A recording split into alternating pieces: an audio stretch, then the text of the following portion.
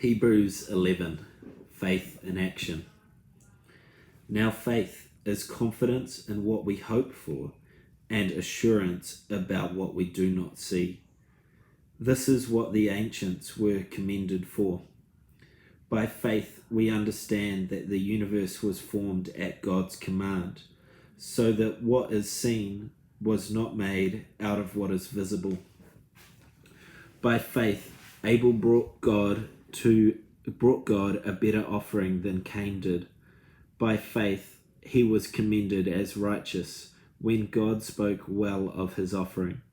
And by faith Abel still speaks, even though he is dead. By faith Enoch was taken from this life, so that he did not experience death. He could not be found, because God had taken him away. For before he was taken, he was commended as one who pleased God. And without faith, it is impossible to please God. Because anyone who comes to him must believe that he exists, and that he rewards those who earnestly seek him. By faith, Noah, when warned about the things not yet seen, in holy fear built an ark to save his family. By his faith he condemned the world and became heir of the righteousness that is in keeping with the faith. By faith Abraham, when called to go to the place he would later receive as his inheritance, obeyed and went, even though he did not know where he was going. By faith he made his home in the promised land, like a stranger in a foreign country. He lived in tents, as did Isaac and Jacob, who were heirs with him of some of the promise. For he was looking forward to the city with foundations, whose architect and builder is God.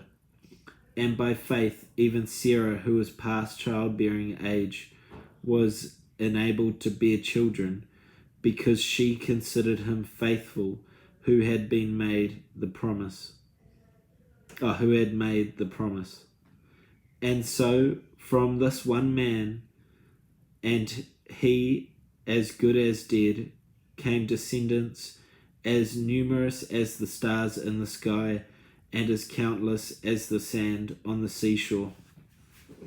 All these people were living by faith when they died. They did not receive the things promised. They only saw them and welcomed them from a distance, admitting that they were foreigners and strangers on earth. People who say such things show that they are looking for a country of their own. If they had been thinking of the country they had left, they would have had the opportunity to return. Instead, they were longing for a better country, a heavenly one. Therefore, God is not ashamed to be called their God, for he has prepared a city for them. By faith, Abraham, when God tested him, offered Isaac as a sacrifice. He who had embraced the promises was about to sacrifice his one and only son. Even God had said to him, "It is through Isaac that your offspring will be reckoned." Abraham reasoned that God could even raise from the dead. And so, in a manner of speaking, he did receive Isaac back from death. By faith, Isaac blessed Jacob and Esau in regard to their future. By faith, Jacob, when he was dying, blessed each of Joseph's sons and worshipped as he leaned on the top of his staff. By faith, Jacob, when the end was near, spoke about the exodus of the Israelites from Egypt and gave instruction concerning the burial of his bones. By faith, Moses' parents hid him for 3 months after he was born, because they saw he was no ordinary child, and they were not afraid of the king's edict. By faith, Moses, when he had grown up, refused to be known as the son of Pharaoh's daughter. He chose to be mistreated along with the people of God rather than enjoy the fleeting pleasures of sin. He regarded disgrace for the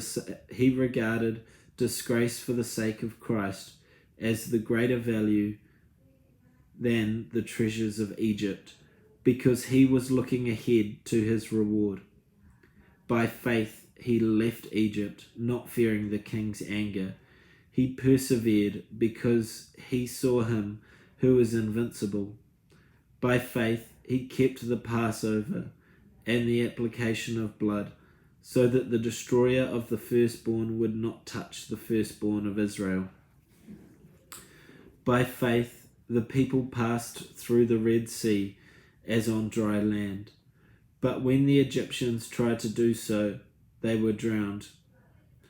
By faith the walls of Jericho fell, after the army had marched around it for 7 days. By faith the prostitute Rahab, because she welcomed the spies, was not killed with those who were disobedient. And what more shall I say? I do not have time to tell about Gideon, Barak, Samson, and Jephthah, about David and Samuel and the prophets, who through faith conquered kingdoms, administered justice, and gained what was promised, to shut the mouths of lions, quenched the fury of flames, and escaped the edge of the sword, whose weakness was turned into strength, and who became powerful in battle and routed foreign armies. Women received back their dead, raised to life again, and there were others who were tortured, refusing to be released so that they might gain an even better resurrection. Some faced jeers and flogging, and even chains and imprisonment. They were put to death by stoning. They were sawed in two. They were killed by the sword. They went about in sheepskins and goatskins, destitute, persecuted, and mistreated. The world was not worthy of them. They wandered in deserts and mountains, living in caves and in holes in the ground. These were all commended for their faith, yet none of them received what had been promised, since God had planned something better for us, so that only together with us would they be made perfect.